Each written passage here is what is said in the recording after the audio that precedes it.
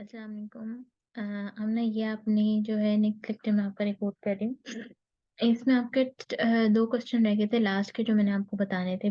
Previous task आपने मुझे send करना है और नेक्स्ट 2 क्वेश्चन मैं आपको बताती हूँ। अच्छा, नेक्स्ट थर्ड क्वेश्चन था tragic political story of the leader. यानी जो उसने अपनी स्टोरी हमें सुनाई है, जैसे कि एक जो पैट्रियट है, जो हुब्बुल वतन है इंसान, वो हमें अपनी स्टोरी बता रहा है कि ऐसे-ऐसे मुझे ट्रेटर का उन्होंने खिताब दे दिया, जबकि वो ट्रेटर है नहीं। अकॉर्डिंग टू हिम कि वो ट्रेटर नहीं है। लेकिन लोग क्या सोचते हैं, लोगों का क्या पॉइंट ऑफ व्यू है, ये उनकी अलग स्टोरी है। अच्छा, उन्होंने कहा है कि हमें उसकी पूरी फेट के बारे में या उस हीरो के फेट के बारे में या उसकी ट्रेजिकल स्टोरी के बारे में बताना है। तो ये ओवरऑल पूरी पोएम की समरी है, ठीक है? इसमें कोई बहुत ज़्यादा ट्रेजिक कोई क्रिटिकल थिंग नहीं है जो मैं आपको समझाऊँ। अगर आप क्वेश्चन्स पढ़ेंगी तो आपको समझ जब आंसर पढ़ेंगी तो आपको समझ आ जाएगा। ओवरऑल समरी है, क्योंकि उसमें भी स्टोरी बताई गई है, इसमें भी। ये आ जाते हैं, ये है सेकंड मोस्ट इम्पोर्टेंट क्वेश्चन जिसके ऊपर आपने जो है मुझे असाइनमेंट बना के देनी है। एक फर्स्ट क्वेश्चन था जिसमें ड्रामेटिक मोनोलॉग का था, सेकंड ये है ऑप्टिमिज्म का। Patriot into traitor ends at a note of optimism. Optimism कहते हैं होपफुल, यानी एक पुरउम्मीद नोट पर उसने इस पोएम का एंड किया। कैसे? In this poem the poet describe the optimistic nature of a political leader. Actually, Robert Browning belongs to Victorian society. In Victorian age, people were selfish and greedy. They rejected the call of God, and they rejected, sorry, यहाँ पे इन्होंने the लिखा हुआ है, they rejected the call of God even for their worldly achievement. They rejected the religious restrictions. They did not believe in God and the eternal reward of God. यानी उसने Victorian society के बारे में बताया। जो पोइट है वो belong करता था विक्टोरियन सोसाइटी को। तो वही बता रहा है कि जो रॉबर्ट ब्राउनिंग है जिसने ये पोएम लिखी है, वो विक्टोरियन सोसाइटी बिलोंग बिलोंग करता था, और उस टाइम के जो लोग हैं वो बहुत ज़्यादा सेल्फिश और लालची किस्म के थे। और उन लोग जो खुदा का हुक्म था या खुदा के जो अक़वाल थे उनको रिजेक्ट कर देते थे। Even for their worldly achievements they rejected the religious restrictions. यानी वो अपने दुनियावी मकासद को हासिल करने के लिए मजहबी जो हदायत थी उनको दरगुजर कर देते थे। They did not believe in God and the eternal reward of God. The poet tries to establish man's faith in God. Through this poem, the poet advises the people that they should only depend on God and His blessings. World cannot give anything to its fellow being. As the political hero of this poem, he faces many hardships. People of his own country disgrace him, but he is hopeful that God will give him reward. For his good deeds, he never decreases his faith in God. जैसे कि उसने last line में कहा, "Tis called shall repay, I am suffer so." This line shows the strong belief in political hero in God and his merciful nature. He thinks that reward of God is more valuable than that of worldly people. तो ये optimistic उन्होंने इसलिए कहा है कि जो poem का and है वो ऑप्टिमिज्म यानी होपफुल नोट पर होता है। तो वो क्यों होता है? ये शुरू में उन्होंने सारा बताया कि ये ऑप्टिमिज्म है। इस वजह से उसने पोएम लिखी, और सेकंड ये। लेकिन ये क्वेश्चन अगर आप इस क्वेश्चन को कर लें तब भी बुरा नहीं है, लेकिन इसके ऊपर अगर आप एक अपनी असाइनमेंट, जैसे कि मैं आपको कहती हूँ, 4-5 जगह से पढ़ के और खुद से बनाएँ, तो वो ज़्यादा बेहतर है। इसमें कोई बहुत ज़्यादा मटेरियल नहीं आएगा, मैं ये नहीं कहूँगी आपको कि 1 एंड अ हाफ पेज का बनाएँ, लेकिन एटलीस्ट 1 एंड अ हाफ का तो होना चाहिए। वैसे मैं ये नहीं कहूँगी 2 एंड अ हाफ का बनाएँ, सॉरी गलत बोल गई। 2 एंड अ हाफ पेजेज़ का नहीं मैं कहूँगी, लेकिन एटलीस्ट 1 एंड अ हाफ और 2 पेज का हो, कि आपको हो कुछ ना कुछ इसमें थोड़ा-सा और डिफरेंट करें। बार-बार मैं आपको ये कह रही हूँ कि अगर आपसे नहीं हो पाएगा तो मेरे से आप डिस्कस करें, लेकिन सबसे पहले ट्राई खुद करें। फुल फ्लेज क्वेश्चंस बने बनाए मैं आपको दे सकती हूँ, लेकिन उसका फ़ायदा नहीं होगा, आपकी सेल्फ रीडिंग इम्प्रूव नहीं होगी। अभी तो आप मसरूफ़ हैं या जिस वजह से भी आप नहीं कर पा रही वो अलग बात है, लेकिन जब तक आप खुद ट्राई नहीं करेंगी, तब तक आपको सही समझ नहीं आएगी। अच्छा, ये तो पॉइंट्स हैं। अब मैं आज जो है डिफरेंट आपको एक चीज़ करवाना चाह रही हूँ, क्योंकि अगर आप ये पेपर देखें तो इसमें पहला पार्ट है पोएट्री का, reference to context. Third part है रेफरेंस जो पोएम है उसके क्वेश्चन आंसर का। ये 2 पार्ट्स तो हम कर रहे हैं, लेकिन अभी हमारे 3 पार्ट्स रहते हैं जो हम इस बुक के नहीं कर रहे। वो क्या है? ये शॉर्ट स्टोरीज़, प्रेसी और ट्रांसलेशन। ट्रांसलेशन और शॉर्ट स्टोरीज़ तो फिर भी कह सकते हैं, लेकिन ये प्रेसी जो है ना, ये बहुत ही डिफ़िकल्ट चीज़ है। ये आपके पेपर का फोर्थ क्वार्टर क्वार्टर हिस्सा है, क्वार्टर पार्ट है आपके पेपर का, जिसकी वजह यानी आपका पास होना काफी हद तक डिपेंड करता है इस प्रेसी के ऊपर। तो जरूरी है कि इसको भी टाइम दें, लेकिन अब ज़ाहिर है कि लाइव सेशन में ही मैं आपको समझा सकती हूँ, ये आपको मैं ऐसे नहीं रिकॉर्डिंग की प्रोसेस में नहीं समझा सकती। रिकॉर्डिंग के प्रोसेस में हम सिर्फ पढ़ सकते हैं, या अभी भी मुझे बहुत ज्यादा प्रॉब्लम हो रही है, क्योंकि मुझे नहीं पता आपको क्या समझ आ रही है क्या नहीं आ रही, किस तरीके से समझ आएगी, या कोई आपके जहन में कोई कंफ्यूजन ना हो। तो मुझे रिकॉर्डिंग वाला प्रोसेस बिल्कुल भी अच्छा नहीं लगता, लेकिन हाँ ये है, अब आपकी मजबूरी है तो इस सूरत में आपको ये करना पड़ रहा है। लेकिन जो ये प्रेसी है, ये मैं आपको लाइव सेशन में ही करवाऊंगी, ट्रांसलेशन भी। लेकिन मैं सोचूं शॉर्ट स्टोरी में आज आपको पहले ही करवाऊंगी द किलर, ताकि हमारा पोइम के साथ साथ शॉर्ट स्टोरी वाला सेशन भी थोड़ा थोड़ा कंप्लीट होते जा रहा है, ताकि ये ना हो कि आप शॉर्ट स्टोरी बिल्कुल ही रह जाए, क्योंकि अभी तक आप 1 वीक और कह रही हैं कि आपने 1 वीक तक आगे क्लास नहीं ली, तो फिर ज़ाहिर है शॉर्ट स्टोरीज बहुत ज़्यादा डिले हो जाएंगी। अच्छा, ये शॉर्ट स्टोरी की अगर आप इस स्टोरी को पढ़ें, ये वैसे तो जो मैं आपको नोट सेंड करूंगी ये होंगे शॉर्ट स्टोरी से रिलेटेड। इसमें ये फर्स्ट में सारी उन्होंने एक पोइम का खुलासा दिया हुआ, समरी दी है, चाहे आप इसे इंग्लिश में पढ़ लें चाहे आप इसे उर्दू में पढ़ लें, जैसे भी आपको हो। अब मैं आपको खुद इस स्टोरी के बारे में बताती हूँ। ये है एक होटल की कहानी कि दो कातिल होते हैं, एल और मैक्स। ये जाते हैं हेनरी के लंच रूम में। हेनरी उस आदमी का नाम है जिसका वो लंच रूम है, या जिसकी जिसकी वो दुकान है जहाँ पे ये खाना खाने जाते हैं। ये वहां पे जाके खाने का हुक्म देते हैं और बाद में बैठ जाते हैं। फिर ये जो थोड़ी देर बाद जो है ना, ये जिस इंसान का वहां पे वेट कर रहे होते हैं ना, वो नहीं आता। उसके बाद ये वहां पे जो है हेनरी के किचन में चले जाते हैं, उसके नौकर को धमकाते हैं, हेनरी को धमकाते हैं कि हम तुम्हें मार देंगे या हम तुम्हें नुकसान पहुंचा देंगे, तो हमें उस नौकर का बता दो। अब जब ये उसके बारे में बताते हैं, तो इन्हें खुद से पता चलता है कि इन्होंने जो एटम होता है वो भागा, वो बताते हैं कि आज वो इंसान नहीं आया यहाँ पे जिसका वो इंतजार कर रहे हैं। अ, उसके बाद जो है, अभी ये स्टोरी बहुत ज्यादा मुझे लफ्जों में बतानी नहीं आ रही, जब आप इसे पढ़ेंगे तो आपको और ज्यादा अच्छी समझ आ जाएगी। अच्छा, इसके ऊपर ना ज्यादा कोई क्वेश्चन इसके अंदर बहुत ज्यादा नहीं होता, इसकी सिर्फ क्रिटिकल अप्रिसिएशन होती है, जो आपको एक पूरा क्वेश्चन प्रिपेयर क्वेश्चन बना देती है। बाकी आप इसके बारे में पढ़ेंगे, जब आप इस नोट को रीड करेंगे तो इसमें बहुत हद तक आपको पता चल जाएगा कि इसमें क्या पॉइंट्स है, क्रिटिकल एस्पेक्ट्स क्या है इसके। The title significant of the title of the killer. Killer जो टाइटल है वो एक आयरॉनिकल टाइटल है। ये ironical mean difference between appearance and reality, यानी जो असल में नजर आ रहा है और रियलिटी में क्या है। अब इसमें जो एडम है, एडम जो है वो असल में किलर नहीं है, और ना ही वो दोनों, बल्कि जो किलर्स आए थे उन्होंने भी किल नहीं किया किसी को, इसलिए उनको भी हम एग्जैक्टली किलर या एब्सोल्यूट मैनर में किलर नहीं कह सकते। उन्होंने ह्यूमिलिएट जरूर किया लेकिन किल नहीं किया किसी को। तो इस वे में अगर हम इसका टाइटल देखें किलर्स, तो किलर्स जो है वो आयरॉनिकल हो जाएगा, क्योंकि एल और मैक्स जो है वो किल ऑल एंडरसन को जो किल करना चाहते थे, वो सिर्फ इसलिए चाहते थे क्योंकि उनको किसी और ने ये ऑर्डर दिया था, उनका अपना कोई उसमें जो है फायदा नहीं था। Second, contrast life between crime and honest. अब इसमें कंट्रास्ट बताया हुआ उन्होंने किसके बारे में, life between crime and honest.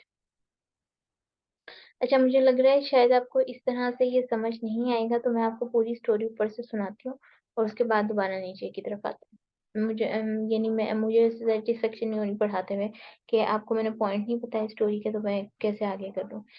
इस कहानी में दो कातिल होते हैं, एल एंड मैक्स। 5 बजे हेनरी के ताम खाने में दाखिल हुए, वह काउंटर के सामने बैठ गए और भारी खाने का हुक्म दिया। जॉर्ज ने इनको बताया कि इन्हें भारी खाना शाम 6 बजे के बाद मिलेगा, क्योंकि वो शाम का खाना था और इस वक्त 5 बज रहे थे। दोनों कातिलों ने स्टाफ मेंबर्स का मजाक उड़ाना शुरू किया और इन्हें धमकाने लगे। ताहम जॉर्ज ने इनसे दोबारा खाने का ऑर्डर लिया और खाना पेश किया। दोनों कातिल दस्तानों समेत खाना खाने लगे। जॉर्ज ने कातिलों से ताहम खाने में आने का मकसद दरियाफ्त किया। मिक्स ने इसे बताया कि वो ऑल एंडरसन नामी शख्स को अपने एक दोस्त की वजह से कत्ल करने की गर्ज में है। गालिबन ऑल एंडरसन ने इनके दोस्त को धोखा दिया होगा या किसी वजह से नाराज होगा वो दोस्त। थोड़ी देर बाद एल बावर्ची सैम और निक एडम्स को बावर्ची खाने में ले गए। एल यानी थोड़ी देर बाद जो एल है वो बावर्ची, जो सैम और निक एडम, यानी जो दो नाम उनके जो बावर्ची खाने में उनके नौकर काम है, उनको ले गया और इन्हें आपस में बांध दिया और इनके मुंह पे तौलिया ठूस दिया। मैक्स सूरत हाल को जांचने के लिए जॉर्ज के साथ काउंटर पर बैठ गया। मैक्स ने जॉर्ज को हुक्म दिया कि वो ग्राहकों से कहे कि बावर्ची की छुट्टी है, और अगर कोई ग्राहक इसरार करे तो वो बावर्ची खाने में जाए और खुद पका कर इसे दे। ताहम इस रात ऑल एंडरसन ताम खाने में नहीं आया। काफी देर इंतजार करने के बाद कातिल तंग आ गए और तकरीबन 2 घंटे बाद वो रेस्टोरेंट से वापस चले गए। कातिलों के जाने के बाद रेस्टोरेंट का मुलाजिम निक एडम्स जॉर्ज के मशवरे से ऑल एंडरसन की रिहाइशगाह पर इससे कातिलों से खबरदार रहने की गर्ज से गया। ऑल एंडरसन बिस्तर पर लेटा हुआ था। निक एडम्स ने इसे कातिलों के बारे में बताया कि वो कातिल जिनका नाम एरर मैक्स थे इसे कत्ल करना चाहता था। ऑल एंडरसन कातिलों के बारे में सुनकर बिल्कुल नहीं घबराया। ताहम इसने दिलेराना अंदाज में निक को जवाब दिया कि वो मौत से दूर भागते भागते तंग आ गया। इसे मौत का कोई खौफ नहीं था। एडम्स ने इसे मशवरा दिया कि उसे पुलिस को इत्तला कर देनी चाहिए, लेकिन ऑल एंडरसन ने इसकी बात मानने से साफ इनकार कर दिया। ऑल एंडरसन ने कातिलों के बारे में इत्तला देने पर निक एडम्स का शुक्रिया अदा किया। इस सूरत हाल को देखने के बाद निक टैजम वापस रेस्टोरेंट चला गया और जॉर्ज को तमाम सूरत हाल से आगाह किया। निक एडम इस वाक़ये से बहुत ज़्यादा खौफज़दा हुआ और सैम और जॉर्ज भी अजीब सी कशमकश का शिकार थे। कहानी यहीं खत्म हो जाती है। अच्छा, इसमें ना 2 एस्पेक्ट्स हैं। जो किलर है ना, डोर किलर, वो जब आए थे उसे मारने के लिए ऑल एंडरसन को, एलर मैक्स, उनका अपना कोई मकसद नहीं था। तो हम इसमें थोड़ा-सा इकोनॉमिकल बैकग्राउंड को भी डिस्कस करेंगे कि लोग उस टाइम पे इतने ज़्यादा मजबूर थे। उस टाइम पे जो इकोनॉमिकल कंडीशन थी वो इतनी ज़्यादा वीक थी कि लोग पैसे कमाने के लिए, अपने घर वालों की ज़रूरतें पूरी करने के लिए दूसरों की कत्ल करने के लिए भी तैयार हो जाते थे। यहाँ की सोसाइटी में तो ये बड़ी आम बात है आजकल, लेकिन जो बाहर की सोसाइटी है जहाँ पे क्रिश्चियंस में या ब्रिटिश जो एरिया है वहाँ पे स्टोरी लिखी गई थी, उस वहाँ पे किसी को कत्ल करना और कत्ल करके बच जाना इतना आसान नहीं है जितना कि यहाँ पे। तो उस टाइम पे अगर कोई इतना बड़ा रिस्क लेता था तो इसका मतलब है उसका बहुत ज्यादा कोई स्वय रीजन है उसके पीछे। और इनकी रीजन क्या थी कि इसके इनके दोस्त को ने इनको कहा था और उसने वो उसके कहने पर उसे मारने आ गया था। सेकंड हमें क्या नजर आता है, जो हॉल एंडरसन है वो बिल्कुल जो है घबराया नहीं, सुन के डरा नहीं, ना वो कहीं भागा ना छुपा। वो एक यूजलेस और जो बेसलेस लाइफ होती है ना वो गुजारा है। और वो ये उसकी यूजलेसनेस या बेसलेसनेस को शो कर रहा है कि उसको कोई फर्क ही नहीं पड़ता, कोई उसको मार के भी चला जाए तो ये हम इसे लोनलीनेस या उस टाइम पे जो वॉर कंडीशन थी, जिस टाइम पे ये ऐसे स्टोरी लिखी गई ना, वो था शदीद के वर्ल्ड वॉर 2 का सीजन। ये अर्नेस्ट हेमिंग्वे के और भी बहुत सारे नॉवेल हैं, उन सब में जो है जो वॉर का जिक्र है और ये लोनलीनेस, इस तरह के बहुत बोरिंग किस्म के नॉवेल्स हैं। तो अगर आप इसके थोड़ा सा अर्नेस्ट हेमिंग्वे के बारे में पढ़ेंगे तो आपको पता चलेगा कि जब ये वाला जो इसका टाइम था ना, टाइम पीरियड, उस टाइम पे बहुत ज़्यादा जंगें भी हुई थी, वर्ल्ड वॉर 2 हुई थी, जिसकी वज़ह से लोगों के अंदर जीने का जज़्बा ख़त्म हो गया था, लोगों ने अपने प्यारों को खो दिया था और बहुत ज़्यादा उनका नुकसान हुआ था, इकोनॉमिकल कंडीशन से कंट्री की बहुत ज़्यादा डाउन हो गई थी। तो लोग काफ़ी हद तक ज़िंदगी से बोर हो गए थे, यानी वो मरने का इंतज़ार कर रहे थे और उनको ये भी उम्मीद नहीं थी कि किसी भी टाइम पे दोबारा भी वॉर स्टार्ट हो सकती है। वो तो बाद में हुई नहीं थी, वो अलग बात है, लेकिन दोबारा वर्ल्ड वॉर 3 स्टार्ट होने का भी चांसेस था फौरन से। अच्छा, अब आ जाते हैं इसके क्रिटिकल एस्पेक्ट्स के ऊपर। ये तो स्टोरी के एस्पेक्ट्स थे। अब जब इसका आप क्वेश्चन पढ़ेंगे ना, इसका कोई भी ऑब्वियस क्वेश्चन नहीं है, तो इसके लिए सबसे बेहतरीन है कि आप इसकी ये है critical aspects of the story, ये रीड करें। और इसका एक पूरा क्वेश्चन क्रिटिकल एप्रिसिएशन जो है, ये क्वेश्चन ही इसकी क्रिटिकल एप्रिसिएशन है और यही फुल फ्लेज क्वेश्चन है इसका। इसमें और कुछ भी नहीं आप डिस्क्राइब कर सकती। अब इन्होंने टाइटल किलर क्यों आयरॉनिकल का है, क्योंकि उन्होंने असल में वो 2 किलर हैं, एक्स और max, wanted to kill all Anderson, but they could not kill him as he did not come in the Henry's lunchroom. They only had intention to kill their victim, but in reality they could not kill him. तो इसलिए हम उनको killer नहीं कह सकते। Contrast life between crime and honest. The story The Killer has brought out the contrast between the life of crime and that of life, honest life. Al and Max were hired killers. They had adopted the profession of killing for material purposes, while the waiters and servants of Henry's lunchroom were honest and simple people. Both the parties were different in every phase of life. यानी उन्होंने ये भी दिखाया कि उस time पे ये नहीं था कि सब लोग ही क्राइम की तरफ चले गए थे। कुछ लोग, दो लोग जो हेनरीज के लंच रूम के जो वेटर्स थे, उनके उनकी ऑनेस्टी भी दिखाई है, और एल और मैक्स, दो किलर्स की जो है वो भी सिचुएशन उन्होंने बताई है। तो इससे हमें पता चलता है कि जहाँ पे कुछ लोग अपने प्रोफेशन, गलत प्रोफेशन को अपना लिया था, इसी तरह कुछ लोग ऐसे भी थे जिन्होंने सही प्रोफेशन को अपनाकर पैसे कमाने की कोशिश की थी। Anonymous people, situations and intentions. Anonymous इन गुमनाम लोगों का इसमें आना, सिचुएशन का या इंटेंशन का, कि हमें ऐसा लगता है स्टोरी तकरीबन बेतुकी सी स्टोरी है जिसका ना शुरू ना एंड कुछ भी नहीं पता चल रहा। ये एक एक्सीडेंट की तरह लग रही है, जैसे हम किसी को कोई इंसिडेंट बता रहे हैं, स्टोरी नहीं लग रही है। The story is about anonymous people we don't know who were Allen max.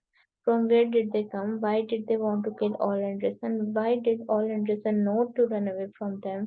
Why did Anderson not accept the advice of Nick to inform the police? Everything was happened in anonymous setting with anonymous reason.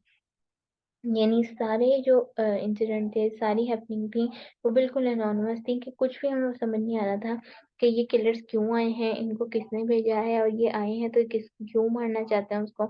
और all Anderson क्यों वहां से नहीं भाग रहा था, उसके बहुत ज्यादा बेजार होने की वजह क्या थी। ये तो हम अपना अंदाजा लगा रहे हैं ना, कि उसको वो लाइफ से बिल्कुल बोर हो चुका था, या उसकी इंटेंशन ऐसी नहीं थी, वो नहीं चाहता था जीना, तो इस वजह से। लेकिन हमें कोई एग्जैक्ट रीजन या कोई लॉजिकल रीजनिंग हम नहीं निकाल सकते, क्योंकि पता हमें कुछ भी नहीं है। Clash between good and evil forces in society. अब क्लैश बिटवीन, आप क्राइम एंड ऑनर्स का कह लें या इविल और गुड का कह लें, एक ही तरीके से हो सकता है जो क्लैश है। In the story Hemingway describes the despairing condition of American corrupt society, where a peace-loving retired heavyweight boxer Anderson could not get protection from law enforcing agencies. यानी जो इतना बड़ा, अब यहाँ से हमें पता चलता है कि ऑल एंडरसन जो है वो एक बॉक्सर था। तो बॉक्सर जो है उसकी प्रोटेक्शन के लिए कोई लॉ, कुछ एजेंसीज को जो है वो होना चाहिए वहां पे मौजूद, लेकिन वहां पे नहीं है। The hirelings like Alan Max wandered about freely and fearlessly because they were protected by big guns. It was a highly developed society where material values of life, like money, was the only power. यानी ये highly developed society का हाल दिखा रहे हैं कि material जो है, जो मनी है, वो है सही पावर उस सोसाइटी में। The story also describe the clash between good and evil forces in society. Apparently, evil forces are dominated for a specific time, but with the passage of time, the sun of hope rises in the form of Nick Adam. यानी हमें कहीं, जहाँ पे हमें false society नजर आ रही है, जो डोमिनेटिंग सोसाइटी है, उसके साथ साथ हमें होपफुल सोसाइटी भी नजर आ रही है। वो कौन सी की सूरत में? निक एडम की सूरत। Heroes of Hemingway. हेमिंगवे के हीरोज कैसे होते हैं? Hemingway always puts his hero in strange and odd situations. His heroes always suffer lot of problems in their atmosphere. If we analyze the real life of Hemingway, we can judge that he led a very tough and tragic life. In the story, Nick Adams and Ole Anderson were the main heroes who never felt any fear from the killers, and at the end of the story, Ole Anderson wanted to face the killers with strong heart. यानी उसने कहा है निक Adam और जो है कौन Hemingway के heroes का, Nick Adam and Ole Andreson were the main heroes. क्यों? क्योंकि निक एडम जो है वो उनसे डर नहीं रहा था, और ऑल एंडरसन हिम्मत करके भाग कर आया था उसे बताने के लिए कि लोग तुम्हें मारने के लिए दौड़ चुके हैं। हालांकि ये भी हो सकता था ऑल एंडरसन को ये भी डर होना चाहिए था कि अगर उन्होंने मुझे देख लिया तो मुझे मार देंगे, लेकिन वो बहादुरी के साथ निक एडम को ये बताने के लिए बाहर निकला था कि जो है तुम्हें मारने के लिए लोग कुछ ढूंढ रहे हैं। अब पेसिमिज्म और ऑप्टिमिज्म। ऑप्टिमिज्म जैसे मैं आपको बता चुकी हूँ, पूरी उम्मीदी, और पेसिमिज्म ना उम्मीदी जो होती है। क्या है इसमें? From the very beginning of the story we feel some pessimistic elements, like the setting of the story is evening time, which is associated with hopelessness in literature, the fearless role of the killer, absence of law enforcement agencies, rude behavior of the killers, the looking of all Anderson toward wall. These all elements create hopelessness and pessimism in the minds of the readers. But still, it is the quality of Hemingway that he gives hope in the form of all good characters like George, Sam, and Nick. They were ready to help All Anderson, even it is only because of Nick Adams' visit that made All Anderson brave and he go ready to face the killers. यानी उन्होंने ये कहा है कि कहीं जहाँ पे all Anderson जो है उसकी वजह से हमें ये लग रहा है कि यानी ऑल एंडरसन जब वॉल की तरफ देख रहा है या वो कह रहा है कि मुझे बिल्कुल भी उनका डर नहीं है किलर्स का, तो हमें कहीं न कहीं उसकी मायूसी ज़ाहिर भी हो रही है कि वो मायूस हो चुका है बिल्कुल अपनी ज़िंदगी से, अपने टाइम से। और एक जगह उसने उसके ये उन किलर्स को फेस करने की वज़ह से जो निक एडम के अंदर हौसला आया था, निक एडम जब उसे बताने गया था, तो उससे हमें पता चलता है कि वो कहीं न कहीं होपफुल भी है कि मैं फेस कर लूँगा, और कहीं न कहीं वो पेसिमिज़्म भी शो हो रही है, क्योंकि वो बहुत ज़्यादा वो कह रहा है कि अब मैं और ज़्यादा भाग नहीं सकता, मैं अपनी ज़िंदगी से और ज़्यादा भागने की मेरे अंदर हिम्मत नहीं है और मैं थक चुका हूँ। अगर justified the end of the story can be justified in different ways. Orrin Anderson was ready to face the killers. He would fight with the killers as he had been a champion of boxing. Orrin Anderson would meet the killer to remove his past misunderstanding.